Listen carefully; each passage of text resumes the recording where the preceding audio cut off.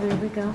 Okay, what we've been talking about generally is the Lord's Prayer, and what is called the Lord's Prayer anyway. And I want to continue along that vein, but in doing so, I want to address something that seems to be important to a lot of people who kind of sort of miss it, and a lot of us have missed it for years. When it talks about "Thy will be done," I want to talk about that for a few moments, if I may. The first thing that comes to mind when we think about will, what is it? We talk about the will of God.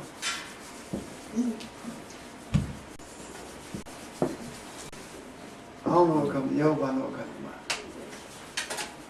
What do you want us to do? What comes to my mind is people who are trying to know what God's will is for their life. That's what comes to my mind. And I want to address that, if I may. First of all, when we look at it says, "Thy will be done in heaven as it is in earth." Thy will, and then we start talking about the will of God, right? Well, first of all, that's not even addressing the will of God. It's not even talking about the will of God being done in earth as it is in heaven. If it were, then the prayer would begin when you pray, say, "Our God." It doesn't say that. It says, "Our Father," which is totally different. So it is talking about, we should be talking about the will of the Father as opposed to the will of God. Does that make sense? I mean, that's where it starts off, right? It doesn't say our Father. Our God, it says our Father. So God being Elohim. Yes. So everything from that point down should be, our Father which art in heaven. When it says, "Let thy kingdom come," the Father's kingdom come, as opposed to God. You know what I'm talking about? So it's talking about the different role of the Creator in our lives, and the role that it's talking about is one of parental role, and the parental role that it is addressing is no different than the parental role that we have in our lives, and as parents or as children of parents. And when we look at think about the will of God as it is taught and has been taught, it does not talk about the desire of the Father for us, but it talks more about willpower, our being strong enough to do what God wants us to do, but at the same time, we only know what He wants us to do. I mean, if I were to ask you, what is God's will for your life, I may get a multiplicity of answers, or I may get, I don't know. So, what I will say to you is that when it talks about "Thy will be done," it did not say you do the will. It's talking about Thy will. Let His will be done, doesn't it? Let His desires be fulfilled. Let His pleasures be its pleasures be fulfilled. Now, if there is a will of the Father for our lives, then that will would be to seek the kingdom. Period. His desire is for us to seek the kingdom. It's Luke 12 and 32. It says, "For it is For security purposes, this call has been terminated." It says, "For it is the desire of the Father to give you the kingdom." So, if kingdom is talking about the principles and the advice of the Creator, then it is the desire of the Father to make accessible to you the principles and the advice. And the way that happens is for you to desire it. So if that is the way it happens, then the desire is for you to be aware of the principles and the advice of the Father. So the desire is not for you to sing on the choir. The desire is not for you to work wherever you work. It's not about employment. Neither is the desire is about you having enough faith to find out what the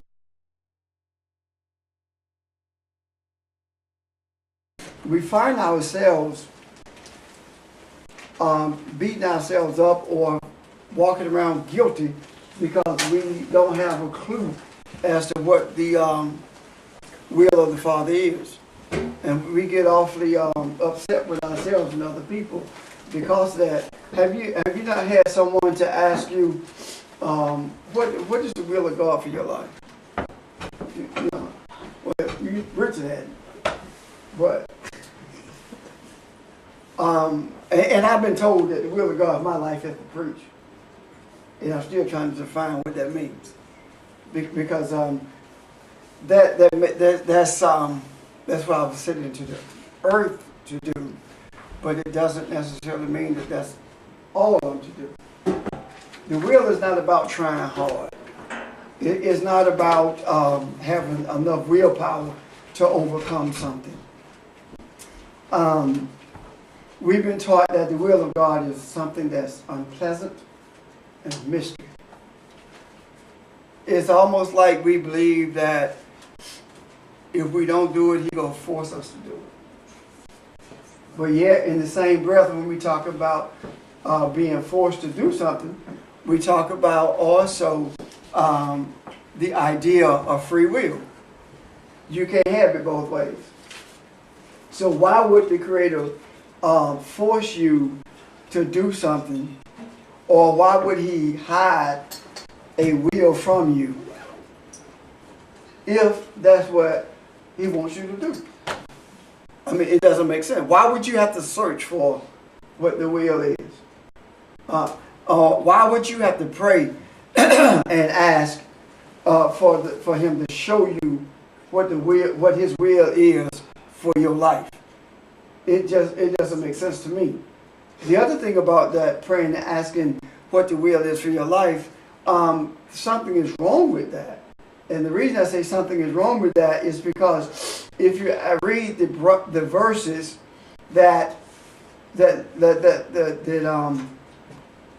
previous verses to our Father entrance to the prayer thing, you will find that those verses say, when you pray, don't be like the hypocrites, saying a lot of words.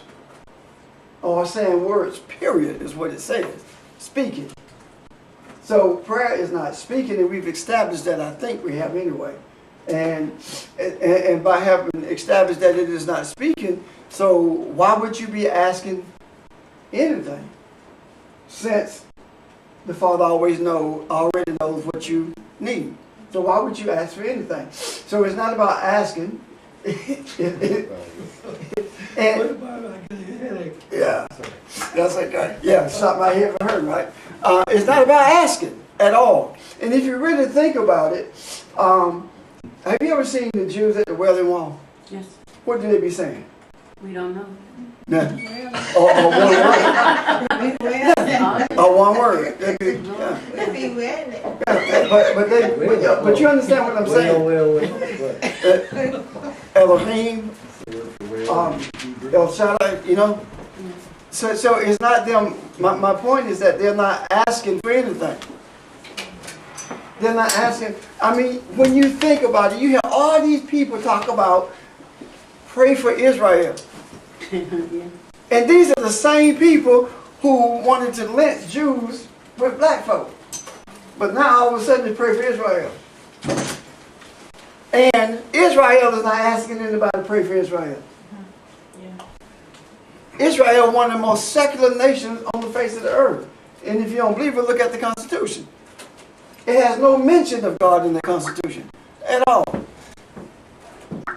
So we got this little game that's going on that to keep people engaged in an event or in something that has no merit in the area of spiritual of the scriptures, rather I should say maybe. So if that being the case, then how do we approach this whole idea of understanding the will and, I guess, quote unquote, getting what you want from God? It says, delight yourself in the Lord, and He will give you the desires of your heart. Is that not what the scripture says? Yes. So what does that mean? It's not, when it talks about if you delight yourself in the principles of the Creator, then you don't have but one desire. That's the trick, isn't it? Yeah, of course. You said what now? It's not that new BMW you're hoping. There you go. You don't have one desire. And that is to be one with the Creator. If you delight yourself in the law of the Lord, right? Yes. So it's not about even asking for your children's safety. You know, we pray for traveling mercy. Yeah. We pray for traveling angels. Like, hey, there's a mercy for traveling, and there's a mercy for getting to your journey, and there's a mercy for sitting here listening to me talk. Yeah. We have all these cliches that are meaningless. Yeah. And I know I'm going out on a limb here, but I've been there for quite a while, so ain't no point coming home. You have no limbs anymore. Just dangling. It's a waste of time to mutter words asking for stuff and thanking God for stuff when it simply tells you just be quiet and breathe. Which is, well, then there are people who say, well, meditation is of the devil because the Buddhists do that. Well, the same word for prayer in the Aramaic and in the Hebrew is the same word for meditation. And that's exactly what it's talking about. Being aware of your breathing. So it doesn't change anything when you cry out and start talking about stuff. You know, sometimes it hurts so bad you might have to moan, right? You don't know what to say. And it say He interprets your moan and groan, but it never says He interprets your words. It never says that. It never says it interprets your words. Now, but it also say, pray without ceasing. So how do you do that? If prayer is uttering words, how do you pray without ceasing? Well, Brother Richard said, Richard Osmansky said last week that we are praying By breathing. by believing. Right. So we're actually constantly praying. Now, if if that is not your desire, then you're not. You're not aware of it. And what you're not aware of doesn't exist as far as you are concerned. If you have $1 million in the bank and don't know the PIN number, or nobody told you it's in there, as far as you're concerned, you don't have it. So the things that you are unaware of don't exist for you. And regardless of how things play out in your life, they still don't exist as far as you are concerned. It's attributed to coincidence. Or it's attributed to, well, somebody being kind to you. Now, the other thing about this,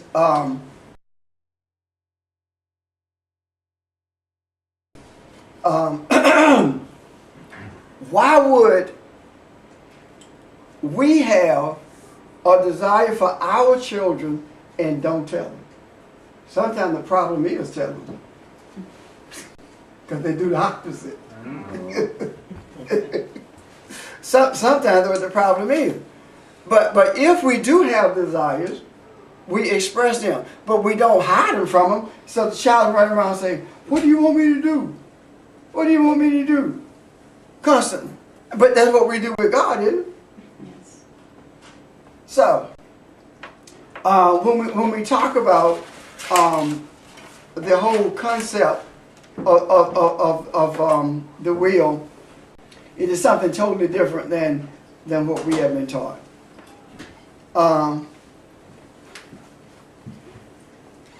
Then the other part of that is that the reason you have cancer, maybe it's because of God trying to get your attention. Or the reason stuff is going on in your life that's of a negative nature is because God is trying to get your attention. How many of you heard that? Okay, Rika. So, would you give Fred cancer because he got on your nerves? I mean, you see what I'm talking about? So why would the Father give you cancer because you got on the nerves or because you didn't do something? We have this concept that when Jesus talks about if you're going to reign with me, you must suffer with me. He's not talking about sickness and disease. He's not talking about poverty. Jesus didn't live in poverty. Where was he sick? When did he have the disease? He's talking about persecution because of what you believe. Because of who you are. That's what he's talking about. He's not talking about the sickness and disease. So we have this big old thing about suffering. I'm suffering for the Lord. Okay. When you get through suffering, what changes? Right. When you said that, something went through my head. Is he only talking about persecution, or is he also talking about our journey to the realization of who we are? And there's some suffering that goes on with that. What kind? Your own personal suffering of getting yourself out of the way. Which is persecution. Self-persecution? Yes. Okay. Yes. How many times have we beat ourselves up? Yeah. Because it's something we were taught. Now we're struggling with the truth of it. Yeah. So it's very difficult to release it. So we do persecute ourselves. Okay. So why would the Creator, in order to teach you to have compassion, make you sick, or make your children sick?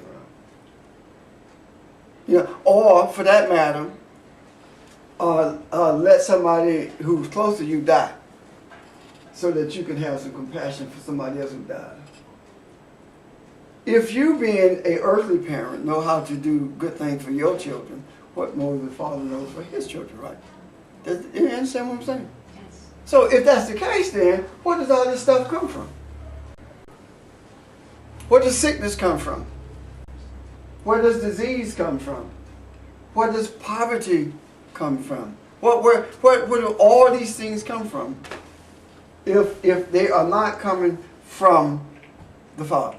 First of all, before you answer that, because I know you're anxious to do it, take this into consideration.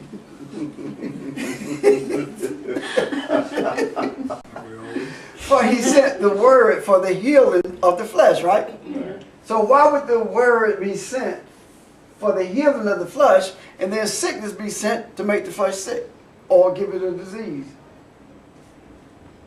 It's not talking about your body when it talks about the healing of the flesh. It's talking about your nature. That's what it's talking about. It's talking about your nature.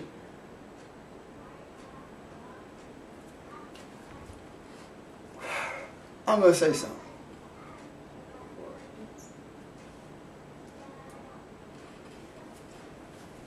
The Father has nothing to do with the healing of your body. At all. Nothing at all. It's the doctor. No. Seriously, it really doesn't. It's you who has control over that. It's you. And there are things that happen to your body that is beyond your abilities to deal with. What am I talking about? Everything that happens to us is based upon the decision that we have made or that someone else has made.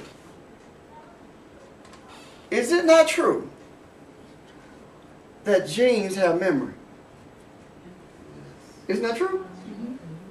If genes have memory, then some of the decisions that were made in your lineage is the result of what you're going through is based upon your lineage. And we always talk about people being predisposed to alcoholism because their daddy, granddaddy, or somebody else was alcoholic. What about the other stuff? It's the same thing. And one of the reasons we don't have the ability to deal with it, one of them is that we don't believe it. We think it's something that we did. We think it's something that came as a result of somebody's entanglement sin. And it does come because of your entanglement, but the entanglement that it comes as a result of is not because of what you did, it's because you didn't get disentangled or you didn't know how. Does that make sense? Yes. Sin is being entangled with dark energy. It's being caught up in something that shifts your focus from seeking first the kingdom of God and the righteousness. It's being caught up with a job to the point where it becomes your identity. It's being caught up with a person to the point where they become your identity. It's being caught up with things to the point where they become your identity. If you don't have them, you sick. You see some people when they broke, you can tell it. When they got $5. Why should things change your demeanor? When things change your demeanor, then those are the things that you are submitting to. They become your God. Am I making sense? One of my kids said to me, we were talking about relationships, and one of my kids said to me, you know what? If somebody hurt me, give me 2 weeks and I'm done. I'm over it in 2 weeks max.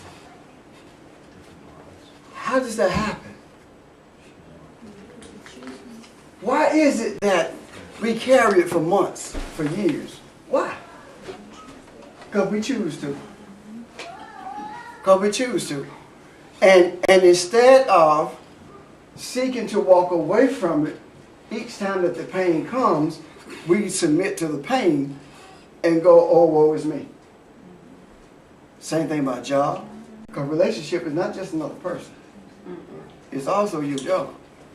And relationship is with things too. How do you relate to things? That's a relationship, isn't it? Yeah. So how is it that all of these things happen and none of these things are given to us from the Father, even though we have been taught that it's either the Father or the devil. The one of the two. And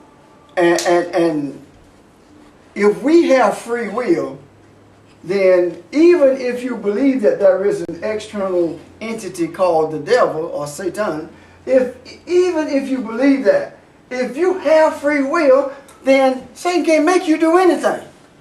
It's still your choice. So regardless of how you view it, it is the decision that you make. And the same thing applies to your body. Keep in mind, there is nothing to indicate that your body belongs to God. You don't say God's body. You don't say God's toe hurt. You say your toe hurt. It's your body, isn't it? You don't say God got a toothache. Say you have it. You see what I'm talking about? It's your body. I mean, it is ludicrous when you think about it. So then what happens to the scripture that says, know ye not that your body is the temple of the Holy Ghost? What happens there in relationship to what I just said? How do you explain that?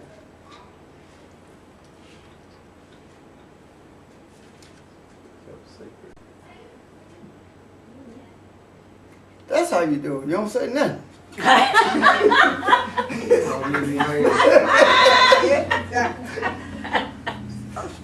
Go ahead, Richard. I was going to say, I mean, we're just basically talking about it. If I understood it correctly, I mean, it's your body. You know, that's just a statement of that fact. Yeah. The temple, that's it. But it's not the Creator's temple. It's Yours. It's your structure from which and with which and in which and all that you operate. Now keep in mind, You understand? it did not say, know ye not that your body is the temple of God. It didn't say that. It did not say that your body is the temple of Yahweh. It said the Holy Ghost or the Holy Spirit. That's what it said. Now, in literal translation of Holy Spirit, it doesn't even say that at all. It says the Holy of Holies. Know ye not that your body is the temple of the Holy of Holies. What is a temple? A temple is something that houses something, is it not? Yes. And so, first of all, your body cannot contain the Father. I mean, even when Solomon built the temple, he said, even the heavens or the heavens of heavens cannot contain thee. Even in this building that I have built. So he was saying that there's no way that that building could contain the Lord. That's what he was saying. So, and the temple structurally is larger than your physical body, isn't it? Yes. So when he says that, know ye not that your body is the temple of the Holy Ghost, he's saying, it's actually translated as Holy of Holies. So what he's saying is, know ye not that your body is the temple of the Holy of Holies. What does that mean? What is Holy of Holies? If holy means to set apart, right? Mm-hmm. For a specific purpose. So what does that mean, Holy of Holies? I mean, we talk about it a lot. About the Shekinah being in the Holy of Holies and how the Ark of the Covenant was in the Holy of Holies, right? Look at it as a sacred place. Of course, man, it's a sacred place, but what does it mean? What does Holy of Holies mean?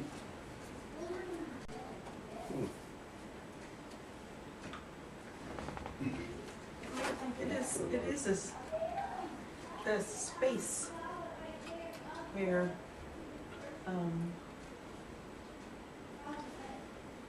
you connect with the Creator. Of course. But it says Holy of Holies. Space within a space? Close. They connect on another level. It's not about levels. Because when we talk about levels, that means that your level is different than higher than somebody else's. So it's not about levels at all. It is the space within the space. It says above everything else that's set apart for divinity, that's who you are. You're above everything that's been set apart. No matter what it is, the communion table is not more important. It's not more important than you. You're above that. It doesn't matter what has been set apart for worship. You for worship, because we do say that, even though it should never be set apart for worship, because worship talks about submission. Set apart for a specific purpose. You are set aside for a purpose greater than anything else. That's what he's saying. What is it, Janice? Oh. If your body is the temple of the Holy of Holies, right? And you are in the body, right? What does that make you? Holy? Holy of Holies.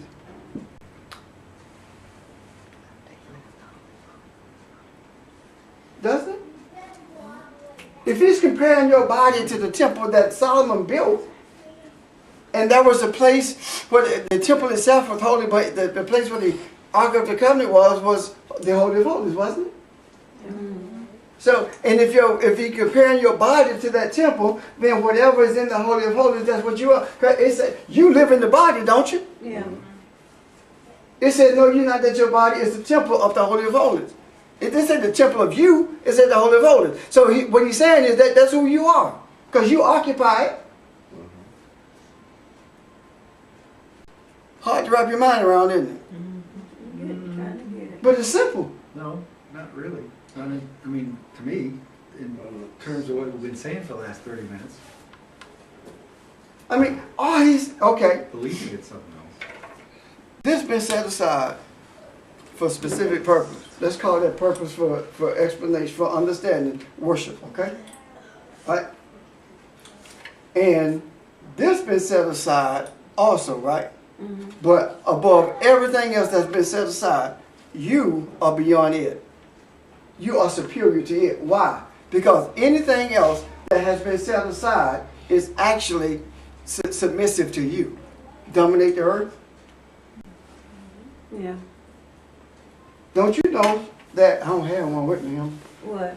A Bible. I got mine this morning. I mean, don't you know that the Bible is considered? It's set aside for what? It's a holy Bible, doesn't it? Holy books, biblos. That's what it is, holy books, right? Mm-hmm. So it says these books have been set aside for the purpose of helping you to see you in relationship to the Creator. That's what it is, isn't it? Right. Right? So that means that you are set aside above that. You're above that. You're more important to the Father than that book. But isn't this I have us? a question. So when the Levites went into the Holy of Holies once a year, and then if they had any impurity, they died, right? Uh-huh. Are the Levites like thoughts that come into us, and the ones that are impure we cast away or something? Absolutely. It's symbolic of that. And guess what else? If you entertain those thoughts, you die. You die spiritually. It's not talking about falling out where they pull you out by your leg. It's not talking about Thank you that. for clearing that up. You die spiritually. Wow. That's it, Randy. Well, that's worse. Hello. No, Yeah, that's it. I had to get off mute. but that's, Okay. that's just saying what we already know. How you understand, how you live what you understand, that's your karma, that's your fate, that's, you know what I'm saying? You know, I say it's worse if you die. To me, it's worse if you die spiritually. To me, that's worse. Yeah, but, well, you're not. But if you're, what do you want to say? If you're encumbered by, for the want of a better expression, unclear thoughts, or northern thoughts, then that's your spiritualness. It's bound by that. And the consequences that come with it. At least while you're in this body. Does that make any sense? I hear what you're saying, So but I'm it's, trying to grasp I mean, this what out. it's another way of saying it, isn't it? It's not something new. Am I wrong? It's not. But it's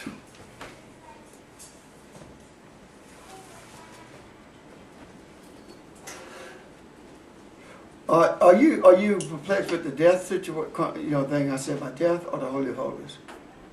Which one is confusing, When that you're not clear on? I think you made the statement that you die spiritually. Yeah. If you were to, when the Entertain those- Levites, yeah. yeah, When you, have that. okay, when you entertain, see, the Levites are representative of the pure thoughts. And when I'm talking about pure, I'm not talking about the absence of contamination. Mhm. Purity is about a pure intent, and they're representative of that.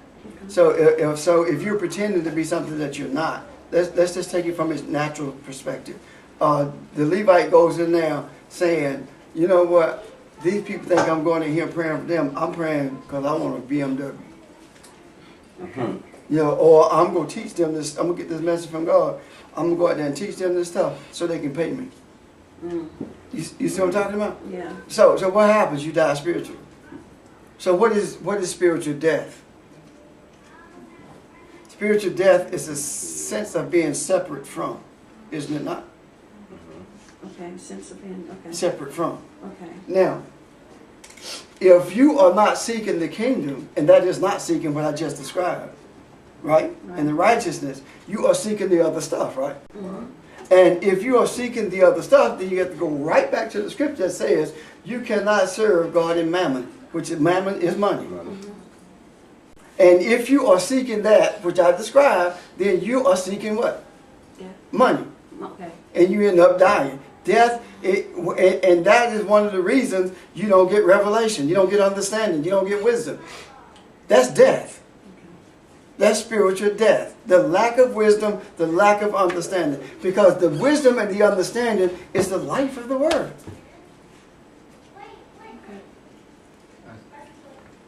I guess you went back to sort of Dante and classical things, you might think of it more as a purgatory, wandering around lost. Right?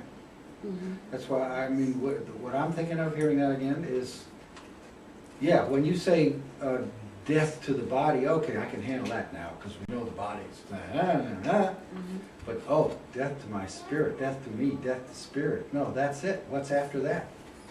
So then you gotta go, what's the word death mean here? Right? But I can understand how we can talk about death to the body, and okay, we can handle that. Now you're going, what? Death of the spirit, that's it. That's the whole banana. That's what it's all about. Now, where does that leave me?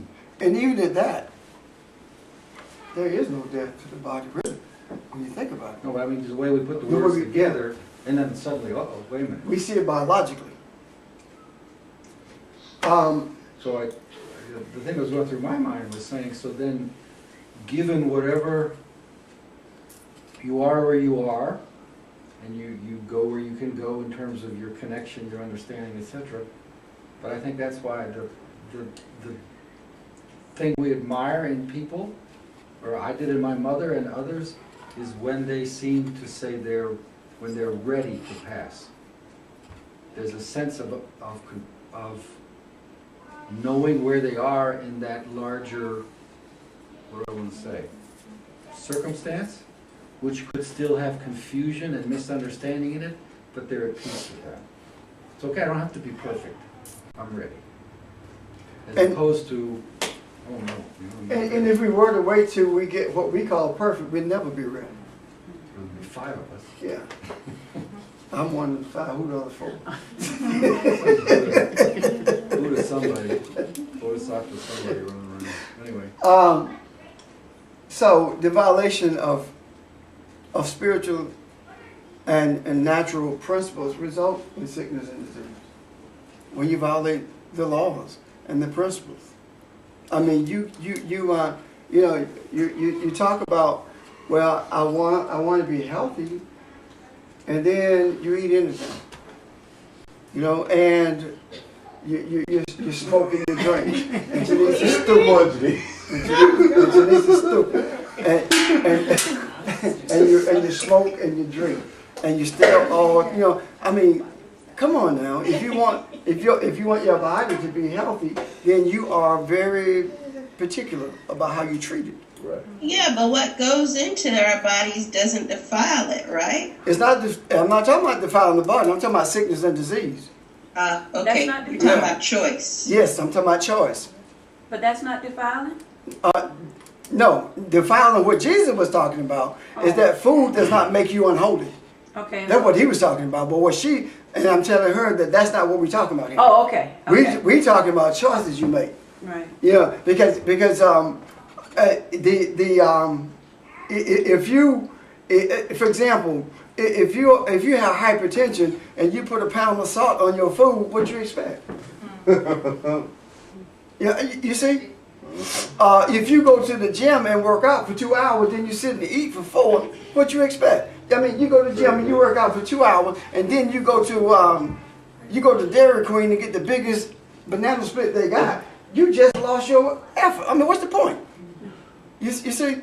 So it's the choices we make. It is defying the laws and the principles that govern the spiritual as well as the natural. But can't you also say a little and expand a little? It's the power of the choices that we give. It's the power that we give to the choices that we make. Because you can tell the story of somebody who smoked till they were 105, who's had their 2 shots of whiskey a day, that kind of thing. Never bothered them. And that's not what I'm talking about.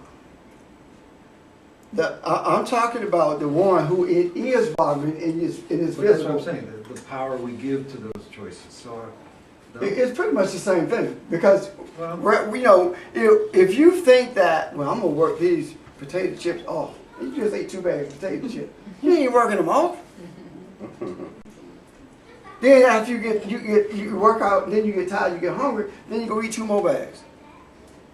Now, the person who takes 2 shots of whiskey and smokes every day, you hear that all the time. But this person ain't talking about, well, I'm going to work out. Why did he live? I don't know. Why did you not live? Because of the choices you made. It works out the way it chooses in terms of our body. We make the decision what we put in our body. And I don't want to get to the place of total nutrition, but all I'm saying is, if you want to be healthy, act like it. That's all I'm saying. If you don't want to have an accident, make sure your brakes work. That's all I'm saying. Now, the other thing is, sickness and disease does not have to come from food. It does not have to come from someone else. It does not have to come from genetics. It also comes from your attitude. Anger, greed, lustfulness, vindictiveness, hatred. All of those have an adverse effect on the body. Every one of those. Think about it. When you're angry, what do you feel? In your body. When you're upset about something, what do you feel it? In your body. Well, I mean, when you think about all emotions are experienced by the body, are they not? Yes.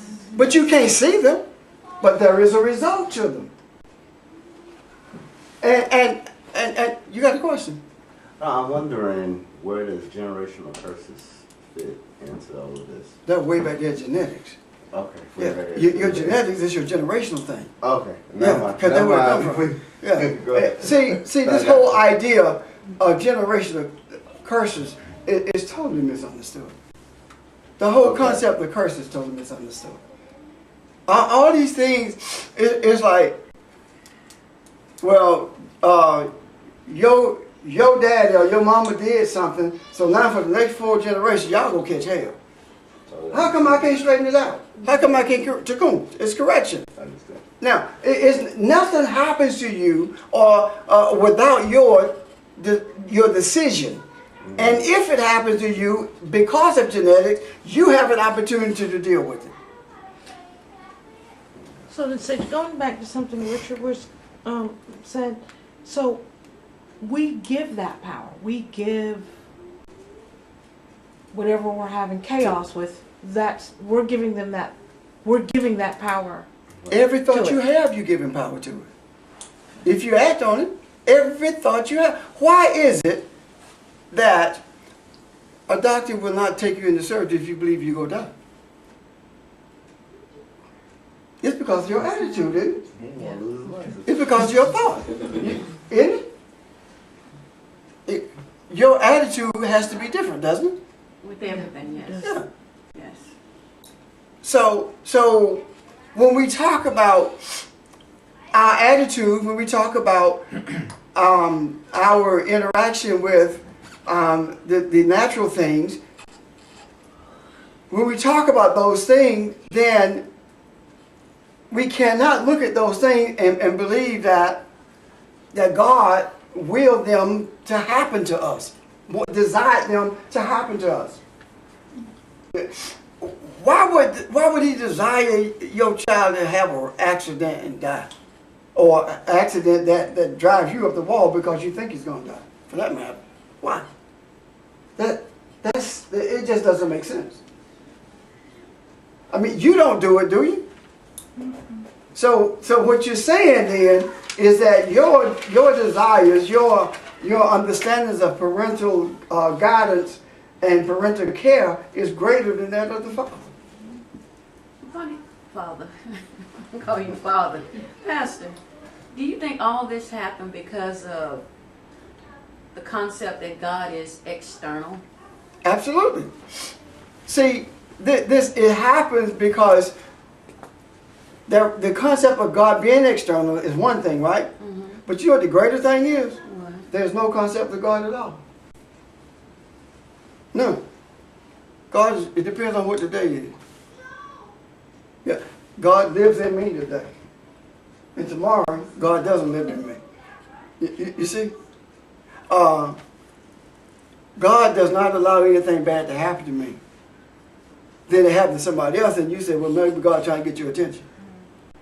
Wow. So we don't have any concept at all. And the reason we don't have a concept is because the concept that we have been given is a concept that comes from the very people who need to be looking for a concept in the scriptures.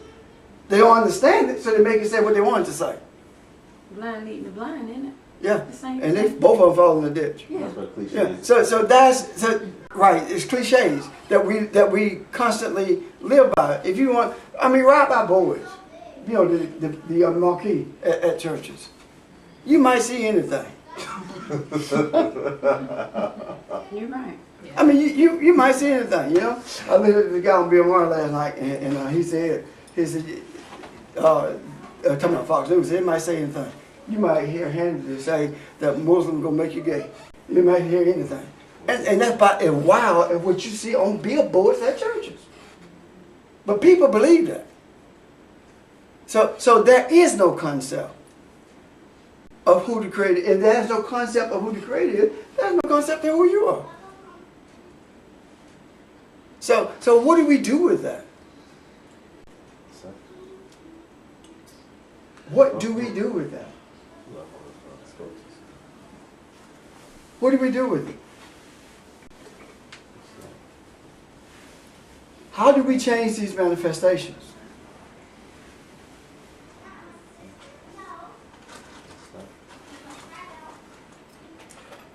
First of all,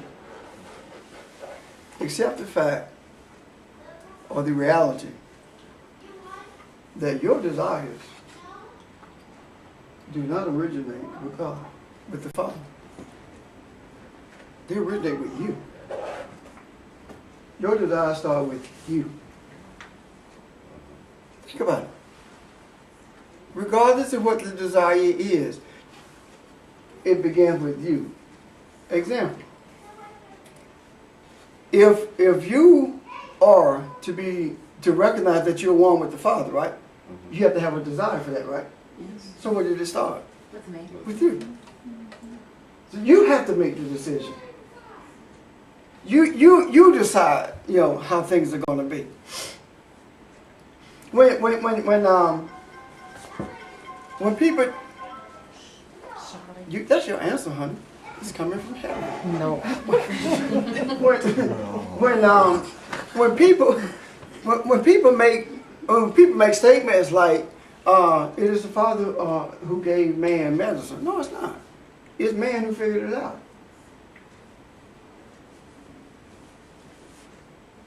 Every effort to use herbs or medicines or whatever, how you want to term it, is an effort to be your own creator. Is to be one with yourself. But when you begin to see beyond that, then you begin to see being one with the Father, you begin to understand something. The reason that you're able to take some mold and end up with penicillin is because in the beginning you were told to dominate. Right? Yes. So whatever is here, you're the one who oversees it, so to speak. So either for bad or for good, or for light or for darkness, or for right or unrightness. Does that make sense? Yes. So now, if your will, if the will is to be done in earth, and the will is talking about, our desire for the principles that are governed by enlightenment also govern this earth consciousness. That's what we're talking about. The same principles that govern enlightenment, right? Or the heavens, however you want to term it, govern this earthly consciousness that we have.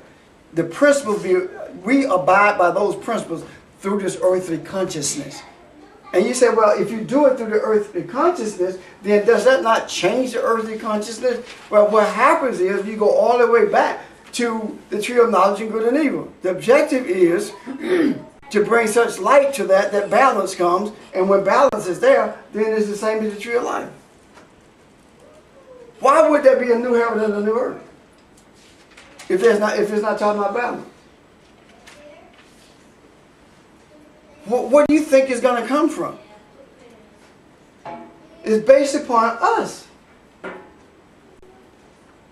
Yeah. See, it's easy to do anything you choose to do and say, well, Jesus will come back and straighten out all this. Then you die, then the next generation say, he's soon to come. He gonna straighten out all this stuff. And nobody takes the time to look and see what all that means. I mean, it's just like nobody, taking the time to look at what it means to pray without ceasing. I mean, if you take that literally, the way that, and the sages do say, if you translate the scripture literally, you literally a fool. If you take that literally and think that prayer is word, so you walk around all day long, oh, don't let me fall off the sidewalk. Don't let me stumble up these steps. I mean, you're constantly saying words, So if you just stop and take the time to think about what's going on and to see what the scriptures are actually saying, it makes all the difference. If I do not understand why people will question everything except doctrine, they question everything except doctrine. Because you're told not to question. But you told not to question authority, but you do it, right? Yeah, but, and I'm just talking about me.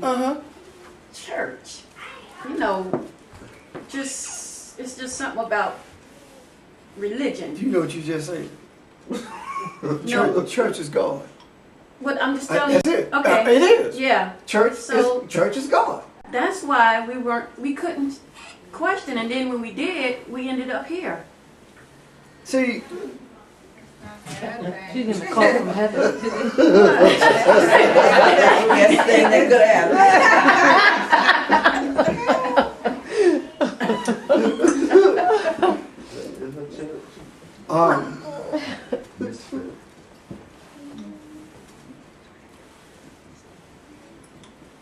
You're told,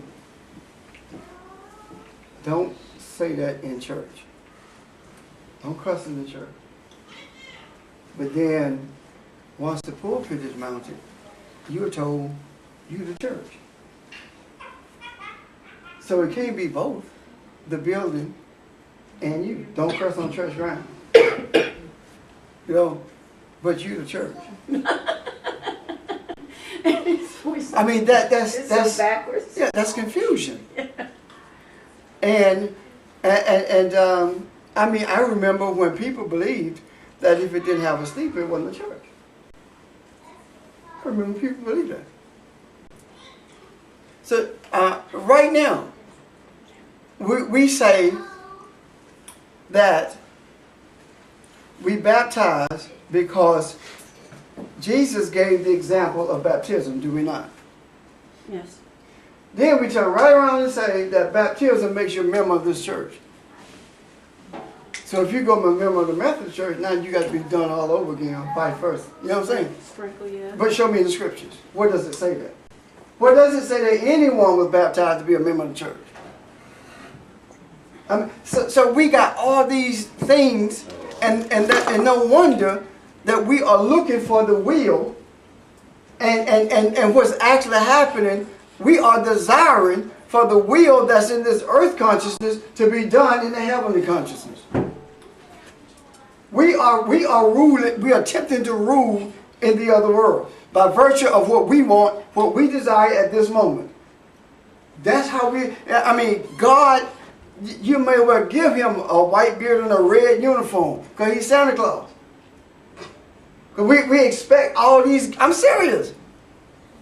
You're looking for somebody, child, God go send me a husband. What are you going to be wrapped up in? I don't need no man, I got Jesus. Whatever you do, Be careful what you ask for. no, whatever you do, don't ever tell me that. That Jesus is your husband. Don't ever tell me that. Oh, well. You don't want to tell me that. Because the last person that did it won't say it no more. I mean, we got all these crazy things that we put, It is. that we're trying to push into the other realm to make it right, as opposed to looking at the simplicity of it. I mean, when you talk about heaven, you're talking about harmony. You're talking about peace. You're talking about tranquility, compassion. When you look at how the universe is laid out, then you begin to understand that when you're seeking the kingdom, when you're seeking these principles, you don't always run up in somebody else's space. I mean, the planets, Mars don't try to get into the place where Jupiter is. All of them stay in their place. That's harmony. But all of them work the way they're supposed to work.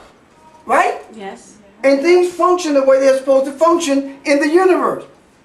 We're the ones who try to force feed people or try to get in their space, tell them what they should be doing. Right. As opposed to allowing people to be who they are, and you be who you're supposed to be, then just maybe you become a mirror. But you can't become a mirror lying. Well, child, since I met the Lord, I ain't had no problems. I used to have problems like that until I got saved. I mean, you know, that's a lie. Honey, my husband or my wife wasn't in the church. As soon as both of us got in the church, we ain't had a crossword set. Because one of y'all ain't talking.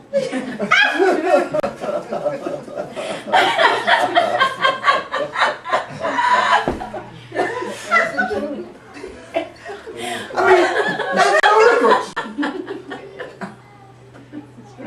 It really is. I mean, you're laughing, but it's true. We hear that all the time, don't we? I mean, you're seeing the things that people outside of the church think, and some of the people in the church think. And then if you say that to them, it's persecution. And then, on top of that, if you say, well, you know, I'd rather talk to people who've never been to church before. Then because they understand better. I mean, I was talking to people on the way down about someone, a group of people, as a matter of fact, who question everything. I mean, everything. They question whether it's job, community presence, no matter what it is, they question it. If they don't understand it or if it doesn't make sense to them, right? They question me. They question people like me. But they don't ever question the I don't want to use that word. The confusion that goes on in that church. Clergy? Yeah, no, it won't matter. They don't question the confusion that goes on Sunday morning. But they question, now, earlier when you said we taught not to question the church, right? Yes. So why did they question me? I'm the reverend. But they still question. You see? Huh? You have your suit on. They questioned me one time. That might be it, geez. But they questioned me one time with it on. But this is the thing. They question it and they pretend not to believe it until trouble comes. And the God that they have created cannot deliver them. So now they come to me. So my question would be, since I'm thinking about it, if you went to God and didn't get it, right? So when you come to me, are you coming to me? Am I God? If I give you that answer or to understand, you see? So they really don't think about what's going on. That's all I'm saying. At some juncture, we are going to have to get to a place where, without regard to our feelings or anyone else's, we do what we know we're supposed to do.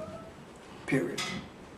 Because what we do sometimes is ask other people to do things that we don't do. How many times have you said to somebody, shoot, just let it go? How many times have you said that? I have. So how come you can't let it go? Whatever the it is. That's what we are. Right? Yes. But yet, we say that we are a mirror. Now, how can you tell somebody to let it go and be okay with it? Well, I got things in my life that I'm struggling with, that I'm trying to release. And there are things that I have let go. And when I did, I felt better. So maybe that's what you should do. Let it go. Then the next question becomes, well, how did you do that? You didn't get on your knee and get up the next morning and it was gone. You did? I'm serious. Right. You didn't get on your, you get on your knees at night and say, Lord, I'm gonna talk to you tonight just in case I die. I mean, that's what it's based on. Yes. Then you get up in the morning and say, okay, now watch over so I don't have no wreck on the way to work.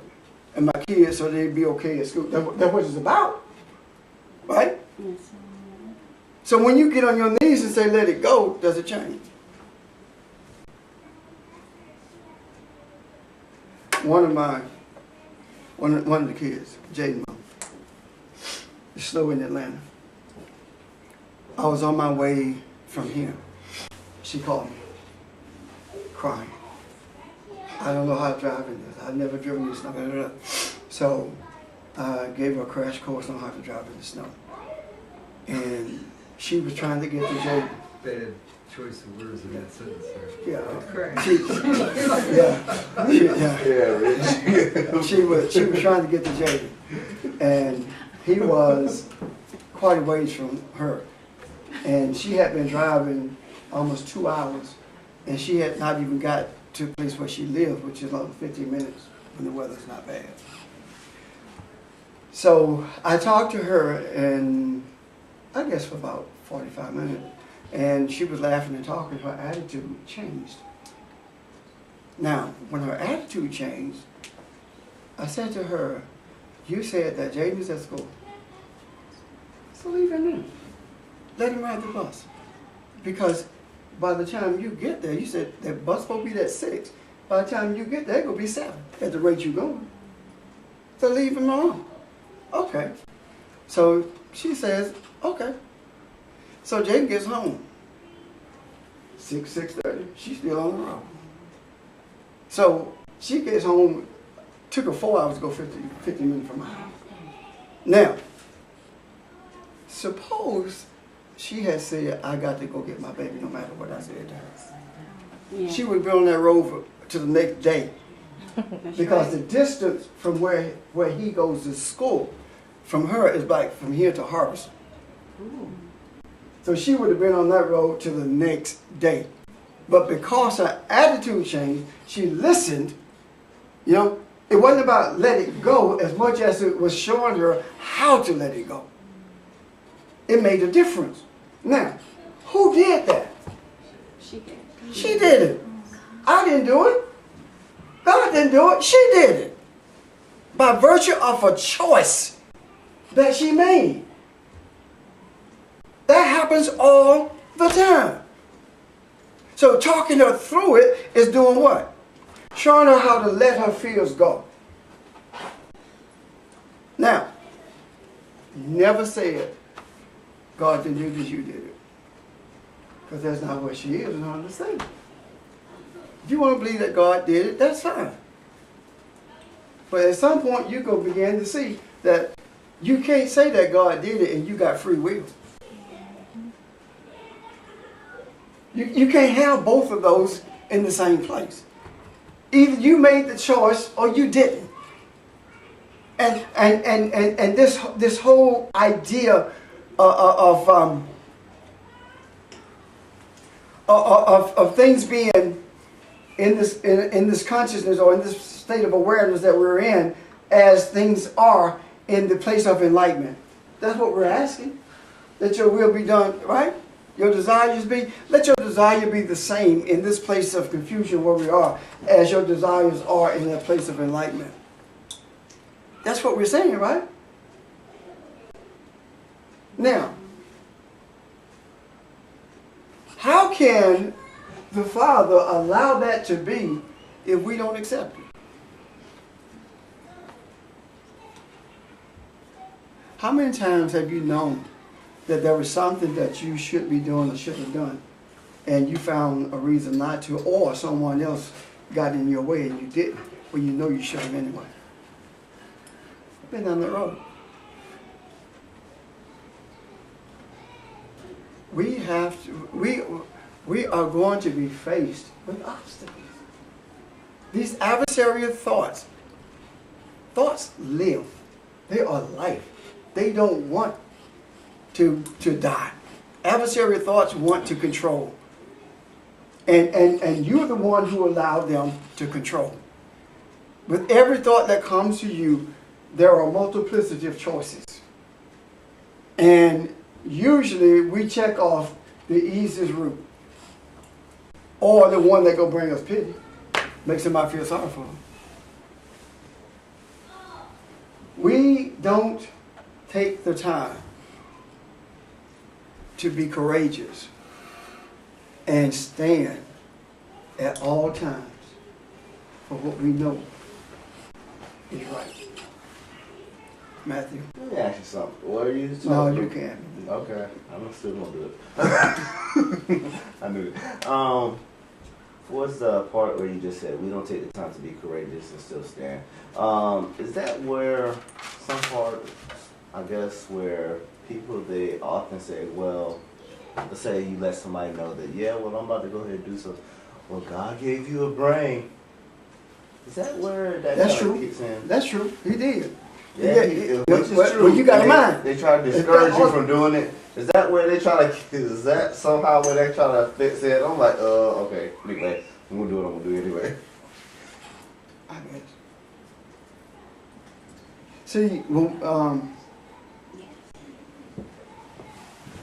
when you think about the will, think about our Father which art in heaven, and when you think about all of it, give us this day our daily bread. None of this has anything to do with what you say or how you say it. None of it. Absolutely none of it. So if it doesn't have anything to do with that, then what's the purpose of it?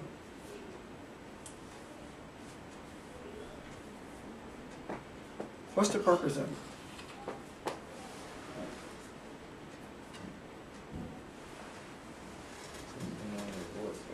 Shalu means to capture, to lay in wait for, to hunt. Okay? That's the word for prey. So Jesus says, this is the method that you use to capture the light. So, what is he saying? What is he saying?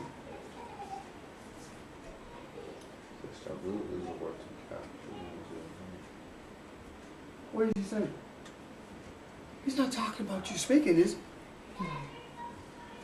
What he's talking about is the attitude. That's what he's talking about, an attitude. This is what your attitude should be. Breathe with this attitude. Breathe with this attitude, and you will become, you will align yourself with the Father. You will align yourself with the Creator. You will align yourself with the whole of creation. This is an attitude. This is not words. Your attitude must be such that you recognize that Father, Mother, womb is enlightenment. You must recognize that first. And you also must recognize that there is the plurality, two distinct Father, womb, our Father. Not just yours. Not just a Christian God. They kill me with that. We believe in the Christian God. I mean, what's the difference? That's the one they made. The one that they created. So we must this is the attitude you have. You cannot have an attitude of capturing light when you do not recognize who the Father is. You can't do that. And it's not talking about a location which is in, it's talking about who is heaven, who is enlightenment. That's what it's talking about. Your attitude must be one that seeks the principles and the advice of the Creator, which is the kingdom. And your desire is for the kingdom to come, right? Come talk about being intimate with. So your attitude must be a desire to be intimate with the principles and advice of the Creator. That's what he's talking about. This is an attitude. And at some point, I'm going to write it, but not like this. My desire is to write it so it's reflective of an attitude as opposed to a poem. Because that's what it actually is used as, a poem. A what? A P-O-E-M. Oh, poem, okay. Yeah, poem. Yeah. Okay. He said poem, you said poem. He said Okay. poem. What else? That's what it is. You just stop. Okay. The reason I know it's one is because how many times do you stand at a graveside? And I'm trying to take two people to understand it. Then it's a word. How many times do you stand at a graveside and somebody say, "Well, let's repeat the Lord's Prayer"? Yeah. That's not about praying. It really isn't. Now, my experience has been, and you the most, they don't ask me to do that. Would you lead them in the Lord? They don't ask me to do that anymore because now they ask me to dismiss. Because what happened when they asked me, will you repeat the Lord? I just start praying in word. I don't say alpha, I just start praying for the family stuff. You know? Yeah. Then they'd be like, I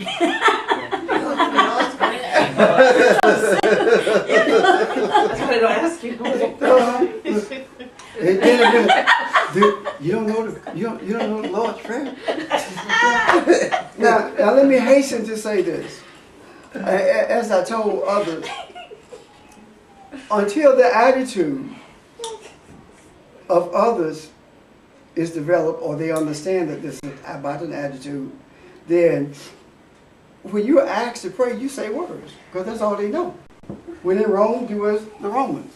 But you know what the real deal is. But you understand what I'm saying? And there probably are those who think that I don't know how to recite that. And anybody who's been to Vacation Bible School know that. As well as the books in the Bible.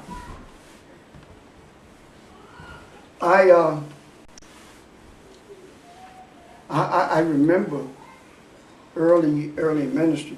As a matter of fact, it's the first time that I had done a trial sermon. I must have been about 19.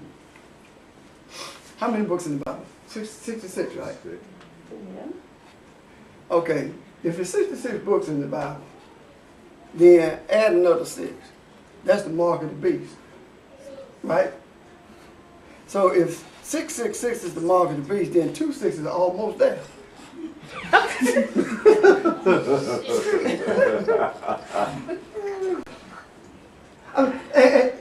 That was my reasoning. Don't ever wonder. They don't ask you that.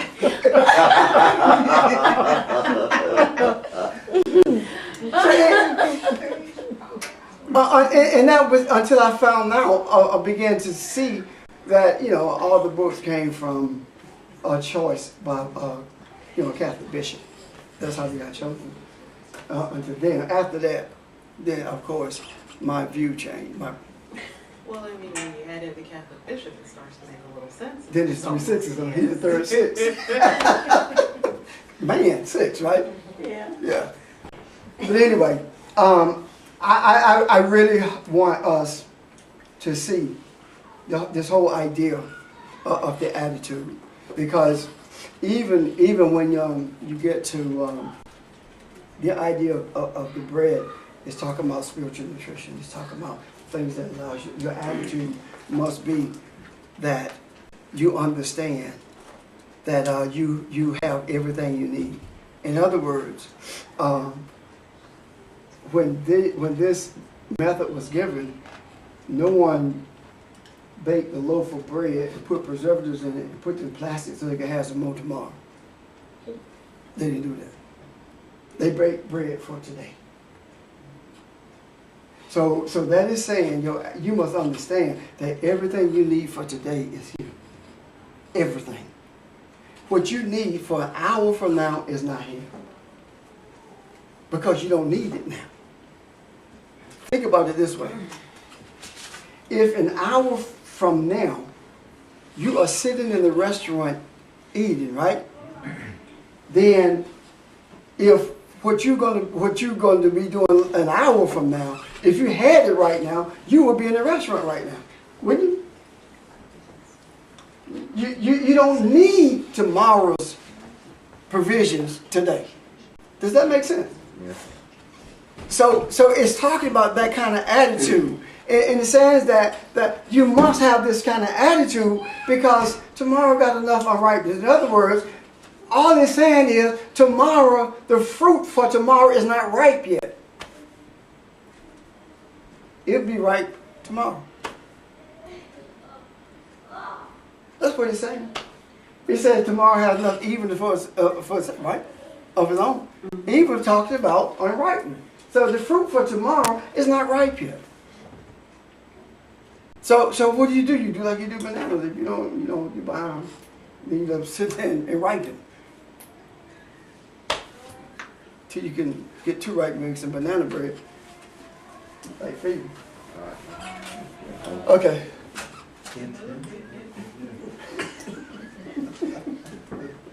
But the whole I don't want us to lose sight of every single verse or line in this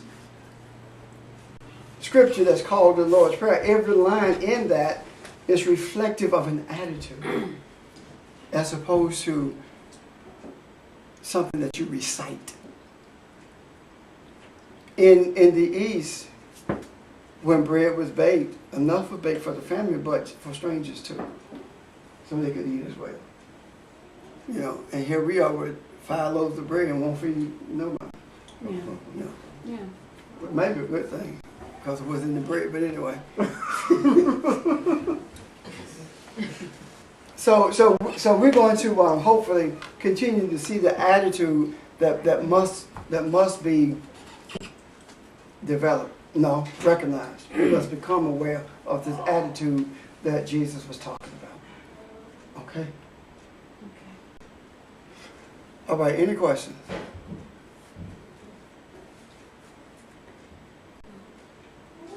Okay. I'm done.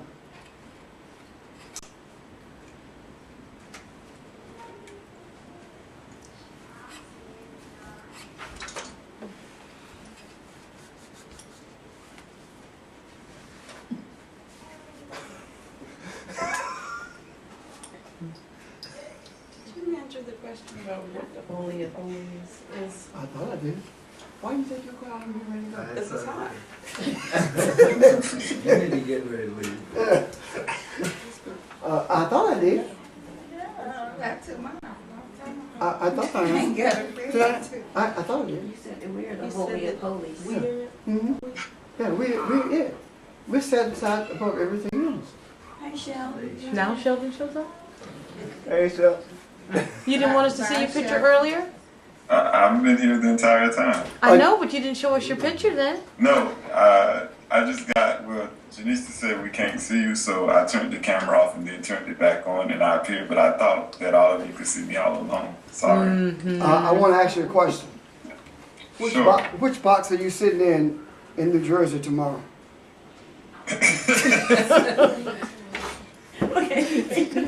The surprise would be that you're not.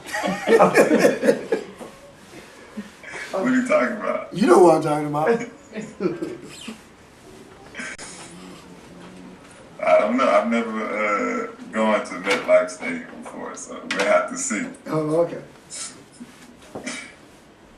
okay. Is there any questions, comments? Is this making sense about the attitude shift that we must have? Yes. So, what? It's two different worlds. You know, the one where you create a God that's supposed to do everything for you and you have absolutely no responsibility whatsoever. And whatever happens to you is kind of like at his whim and discretion. And, you know, the truth of the matter where we've been given all of this responsibility and we are divine and we have a say in the matter of what happens. So children are adults, and adults are children. Yes. I believe that. Children will learn. Adults go hold on to whatever. When we don't become, we're not malleable anymore. You know, and it seems as though the further we get away from I should say, the less we think. Yeah, and out of all the people in the world whose thinking capacity seems to be diminishing, Americans is the worst. We just don't just don't have to think, you know.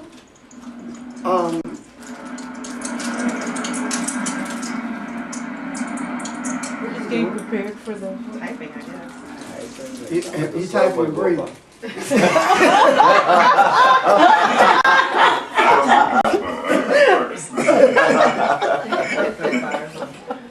Pastor, is changing your attitude the same as a paradigm shift? Yes, absolutely. Okay, and then another thing too, when the Greek talk about, you know, other gods or the god of the wind, the god of this or whatever, we're saying the same thing, right? Talking about in here? No, I mean it's not in here. Oh yeah, because you No. got the spirit of greed. You got the spirit of ugliness. You know, you got the spirit of I mean that's what we say, don't we? Yeah. Yeah. So what's the difference? There is no difference. It's like I'm trying to think of what they. Oh, I know what it was. I was sitting down with some people, and we were talking, and some of a couple of counselors were there who were counseling this person, and they said to these folk, when I came to your house, I saw a spirit of pornography over your house. No. And I said, what did he look like? Was he naked? And she sat there and looked at me like I was crazy. But Looked at her like she was crazy. I mean, it just fell out of my mouth before I thought about it. Yeah. So yes, I mean, that's just like the God of everything, you know? Yes. What? What is the spirit of pornography? I don't know. You got to ask the one who said it. 'Cause Something they saw in themselves. I never got the answer. Yeah, that's that spirit. Yeah. I never got the answer. But that's exactly the same thing. Yeah. You know, when we talk about that, the spirit of Said she was this looking in the mirror. on top of the house.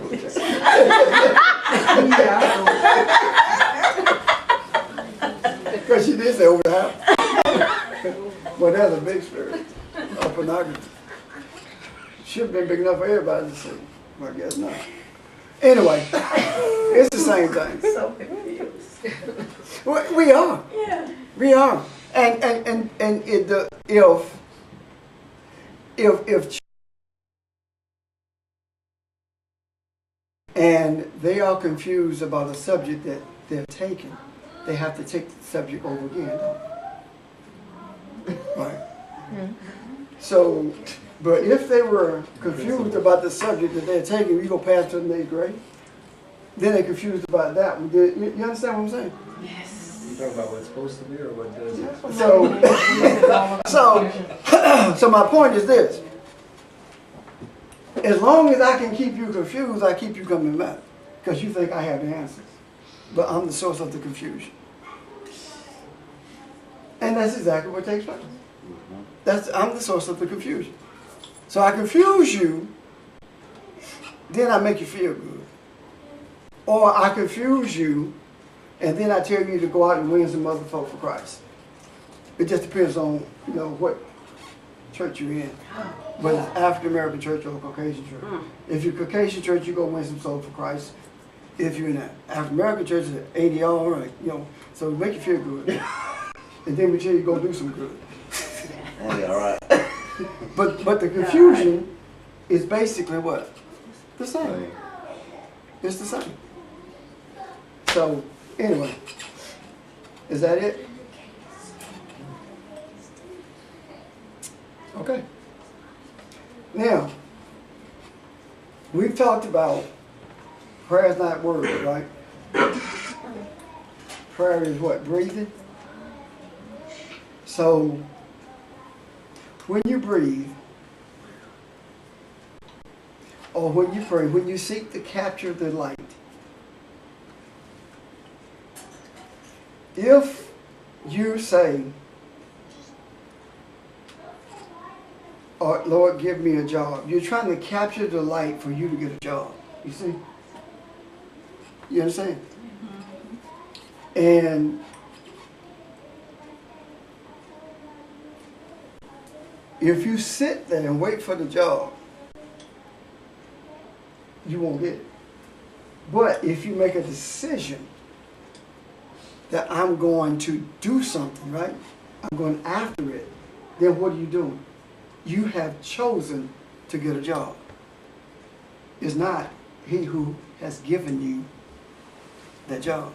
The other part is that you cannot breathe or you cannot seek to have this attitude for you and yours because your immediate family is just you. There's one. It has to be an hour. You see? Yes. It has to be an hour. I remember when we were talking recently with Carla about what she's dealing with, and it has never been her saying, I have never heard her say heal me or I want to be healed. I've never heard her say that. No. But I've always heard her talk about maybe this happened to me so other people can see how they need to deal with it. That's all I've heard. I've never heard her say healing. That's a huge difference, isn't it, in what we're taught. And I don't know whether that's it or not. It doesn't matter what the it is. What does matter is that she recognizes deliverance or non-deliverance. Neither one of them is about her. It's about us. It's about us. But that's how we overcome our mess. By feeding the multitude. Yeah, okay. That's what that's about. Yeah. Feeding the multitude. That's what it's about. What did he feed the multitude? Fish and bread, wasn't it? Yeah. McDonald's. Fish and bread. He fed fish and bread, right? I don't go to McDonald's. Fish and bread, right? Mm-hmm. I think you got crack in the fries. That's why I don't go.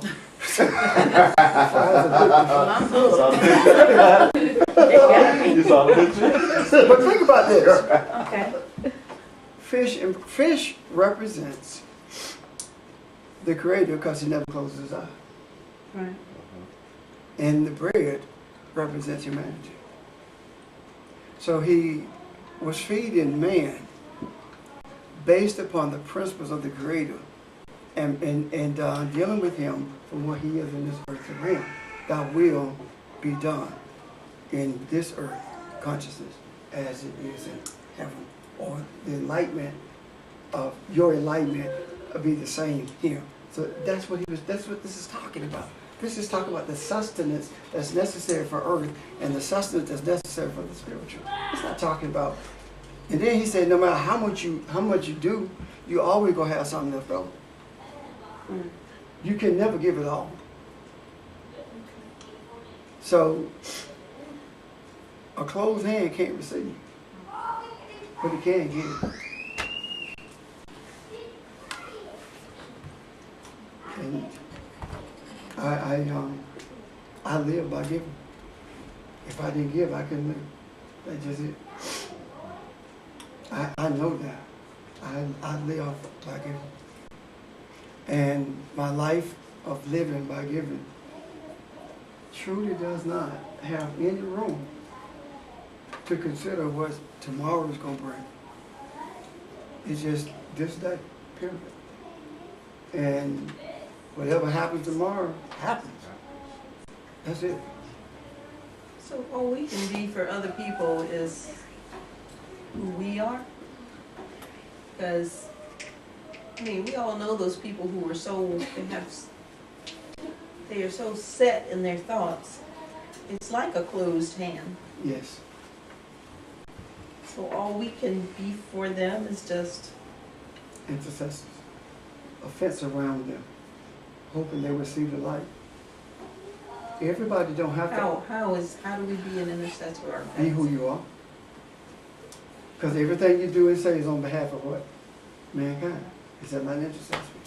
So, see, again, and we've said it 1,000 times, what is critical mass? Right, and don't judge. What is critical mass? I mean, how many people does it take? We don't know. It's not about the idea about Jesus coming back is that when he comes back, every individual who are going to have to confess with their mouth, believe in their heart who he is, right? And those who don't, they're going to be left here on earth. Ain't that the rapture thing? Mm-hmm. Okay. If that is true then how those who know the words of prayer go pray for them who left on earth?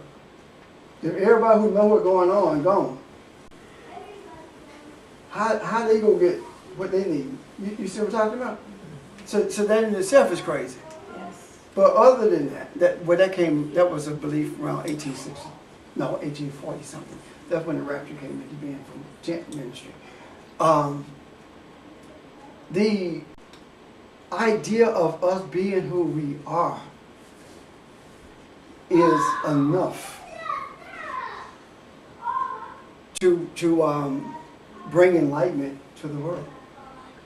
And the us is not just this room, because there are other people, whether, you know, in a mountain someplace in the Himalayas or in some teepee in Arizona. It doesn't matter. It doesn't take every individual person to change. Does that make sense? Okay. Okay. So how do we end this, unless there are questions? How do we do it?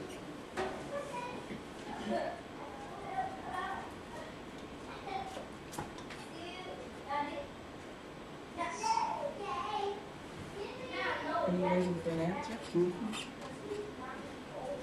By breathing. Well, I mean, we have to, well, like I was asking about people who have their hand closed, basically. We just kind of have to let it go and continue to be who we are. Yeah. But you can't, but on the other hand, like we said last week with the Maurice thing, you still gotta exercise some forgiveness for. That's it. Isn't that total forgiveness? How much? So you can. I mean, how much, you know, some? No, I don't mean some in the sense of giving him a little Quantity, bit. right? So if I you just paraphrase, mean- You know, you want to get Okay. Yeah, so if you paraphrase that has to Mandela's go hand in hand with that. Absolutely. liberates the little bit. It has to, it really does have to. Last week I talked about the ugly truth of slavery and dealt with what really happened from the coast of Africa, of course, to here. And the conclusion was that there cannot be true forgiveness on behalf of those who perpetrated it until the truth is recognized. There can be no reconciliation without the truth. None. And if you're not willing to face the truth, you're not willing to reconcile. And I think that one of the most difficult ways, difficult things that stand in the way of truth, recognizing the truth for reconciliation, is that, I think I've said it before, excuse me, if Jews are talking about the Holocaust, nobody says anything about it, but it was terrible. Native American talk about the slaughter and the genocide, we talk about how bad it was, but African American talk about its history, and we say we playing the race card. But that's a design to keep you away from truth and reconciliation. You see? And my response to that was, if, speaking of the history is playing the race card, if them with the truth are playing the race card, them get ready to play it. Big time. So the truth, well, I got to go to Virginia College next week, this month, February 9th, right? Yeah, sometime this month, to do the same thing, so. But anyway. Hey, we're reading Black History. Yeah, we don't have history but 1 month. We're on the first thing. We don't have history, but it used to be a week. When we were in high school, it was a week, Black History Week. We had history 1 week. After that, we had no more history. It's gone. It's like out there. Only 1/12 of the whole. Yeah. So anyway, that's it. Rainy, Sheldon, anybody else listening or watching or whatever? Any questions? So, let's just breathe to the amen.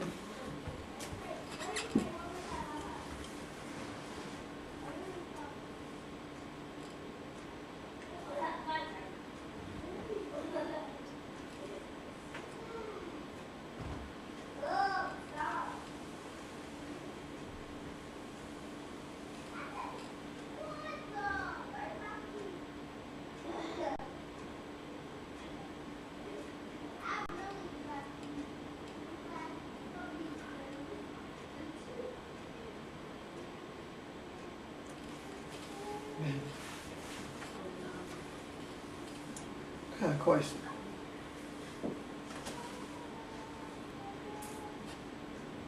What is your aura? Your aura. What is that? Part of your being that sticks out. I like that answer. It's energy. You did it all inside. It's energy, right? Yeah.